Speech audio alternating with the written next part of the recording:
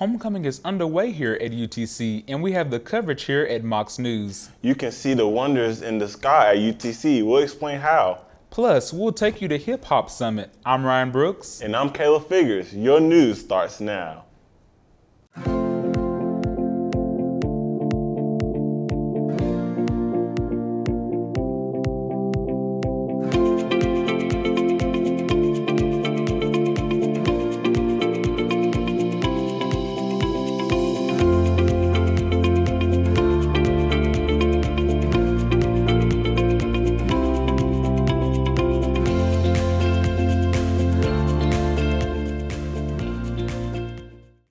Hey Mocs, it's Viva Moc Vegas here at UTC. That's because it's homecoming week here at the university. That started with a pep rally on Monday. Here's a look back.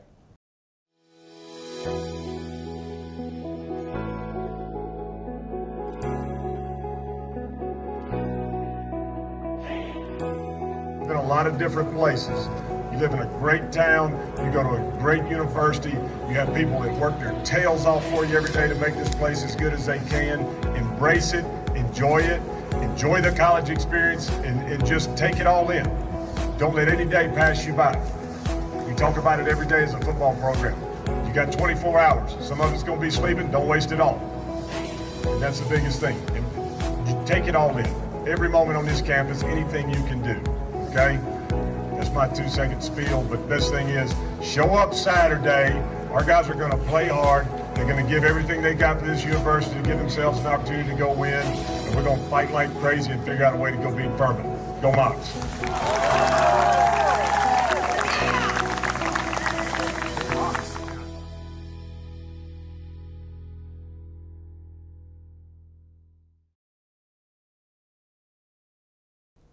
The week has been filled with activities for all students to enjoy. Sound waves took place at the Arc. Here's what it was all about.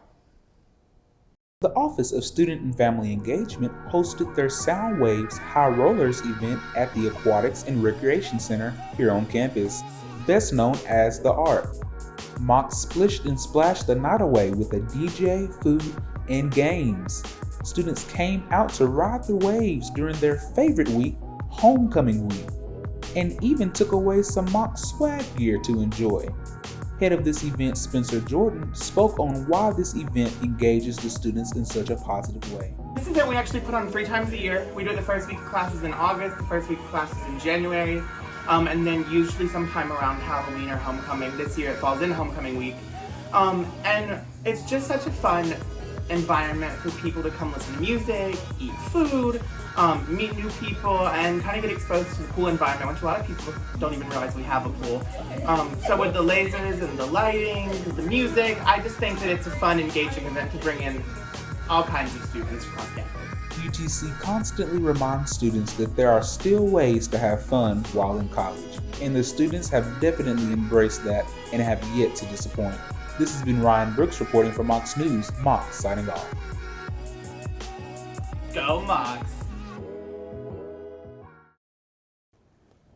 You can find out about one of the best places to work through an externship program.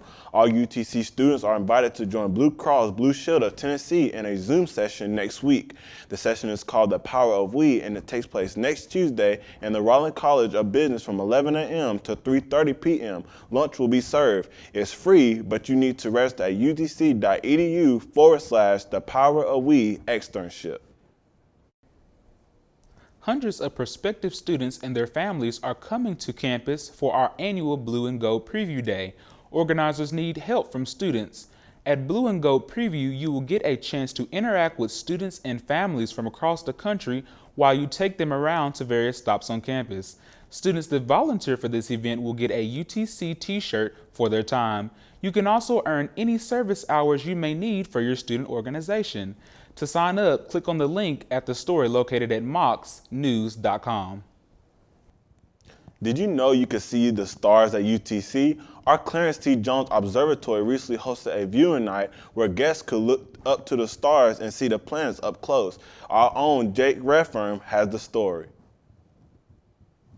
So tonight we're having kind of our first soft opening since the pandemic started. We have our main Jones telescope up top, looking at Saturn and Jupiter, as well as down in the parking lot. The Bernard Astronomical Society has just the moon, stars, Jupiter, just whatever objects we're keen on focusing in on. Just a general night to enjoy and talk about space. The Jones Observatory was first built in 1936, and in 1938, the telescope saw first light.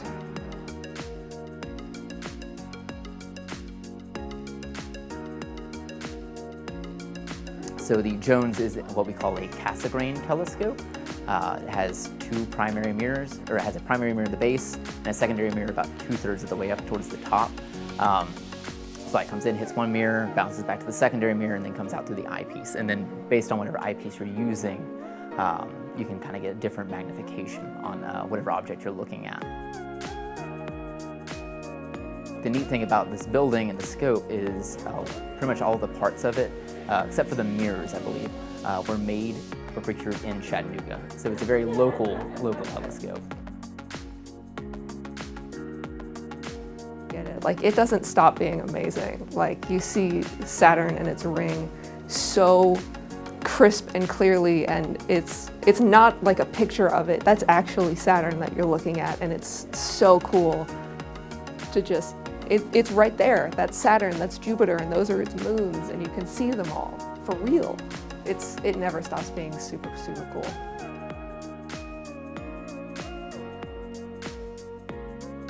I don't think anyone ever grows out of stars are cool and the universe is amazing. I don't think anyone grows out of that like childlike wonder about space. And like whenever I tell my friends that we have an observatory and you can go and like see the stars and stuff, they all get like really excited, just like, wow, that's super cool. Like I didn't know we had that. And I wish that more students on campus knew about this, because I feel like a lot more people would love to see this. And I wish that we had all of the things we could possibly have to make it even better for our students and for the general community, because I know there are a lot of people outside of campus that would think it's super, super cool to like be out here and see everything. Because it never stops being amazing. We've had wet weather this week. How does it look for the homecoming game? Here's Chauncey Figures with the answer. Well, Ryan, it looks like the rain will continue to Saturday. The rain chances will dwindle until the evening hours. Then for Halloween Sunday through Tuesday, we have sunny skies predicted. Clouds return on Wednesday with a chance of rain returning on Thursday. We have a chilly forecast for next weekend. We will keep an eye on that for you. Back to you, Ryan and Caleb. Cameron Grammy hosted a week of different hip-hop theme events that led to this HipHop Summit. Marlon Carter and Timothy McCurry have the story. C. Grammy hosted a hip-hop party at Chamberlain Field as well as the art show building at Mocs Hotel before the big event on Saturday. The hip-hop show summit itself was hosted at Miller Park and lasted all day. C. Grammy brought hip-hop artists to the campus in order to entertain UTC students and is thankful to help build unity without stigma.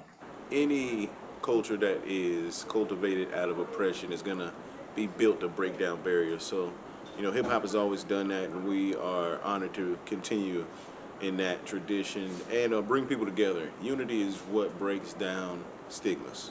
Freshman UTC student artist Ethan Brown thinks that hip-hop shows should happen more often at UTC. I don't think everybody's touched on, or like some of the people, they feel like they're not in the spotlight as much as they could be on campus. Cause I know there's a lot of organizations that people can get into, and I think this is a great one too, especially if you like music or if you're into music or anything like that. I think it's going to be a great show, and it should be more. Brainerd High School teacher and hip-hop show supporter Charlotte Diaz-Ray spoke about how students discovering local talent through events is important. Displaying, showcasing hip-hop music and hip-hop artists here in the local community, giving people that might not otherwise have a chance to be in contact with them or hear their content, hear their music, giving them an actual opportunity to taste their flavor. Local artist Paco discussed how he got into hip-hop and why he does it for Chattanooga. as a kid, I always been wanting to do it, but I think recently, in these past years, I just got serious about, wanting to build my craft and putting music out that I felt good. That was to me. I felt I had to know who I was as a man first before I got behind the mic and try to portray what I want the world to know. TSG Fit on the Ben Frank talk about why he decided to show off his products at the summit. I mean, I've been out here my whole life, except for a couple years I went out to college in Tuskegee, but as far as Chattanooga's home, so anything you can find something like this out here is great. Bring the city together and entrepreneurs out here all sharing stuff, getting together, motivating each other to get better. Podcast owner Derek Holtons, aka Iggy, discussed his involvement with this year's summit and support of previous 2019 summit. I've been partnering with them this year since probably end of the summer. But I did some stuff with them. The first time they did it was 2 years ago, and then COVID hit. So I did some stuff with them then, but this is the first time I've been active with them. It's probably been about 5 or 6 months. But I've done a lot of work with Hip Hop Tribe before. So this was cool. It's cool to do. Hundreds of people came to all of the events and had a good time while appreciating hip-hop in a new way. It's a big week for the Mocs as homecoming week is here. And we have a high school game of the week down in Maryville. Here's Chris Figures with sports. It's homecoming for UTC, and your Mocs will square off against Furman Paladins Saturday in a game impacting the top of the SoCon standings. Both of the Mocs and Paladins are 4-3 overall, and the Mocs are entering 3-1 in the league, tied with VMI. The Mocs are coming off an impressive 55-13 win at Sanford, while the Paladins coming off a 17-13 loss at home to ETSU. Kickoff is scheduled for 1:30 p.m. Also, the Mocs wrestling program will host the blue and gold match in the First Horizon Pavilion during tailgate festivities. And finally, our high school game of the week will be to the trip to Maryville, Tennessee, as the undefeated Maryville Red Rebels will take on the 9-1 Bears of Bradley Central High School. This matchup hopes to be an exciting one as the Bradley Central plans to bounce back from their heartbreaking loss to Silverdale last Friday. As for Maryville, they are entering this game 9-0, and they are coming off a win versus West High School. This is the 10th matchup between Bradley Central and Maryville. Kickoff is set for 7:30. Also, our Saturday slate for college football will include Penn State versus Ohio State, Ole Miss versus Auburn, and Georgia versus Florida. That's it for sports. Caleb and Ryan, back to you. That's this edition of Mocs News. Thanks for joining us. Be sure to keep up with us on our Facebook page. We're also on Twitter and YouTube. Have a good weekend.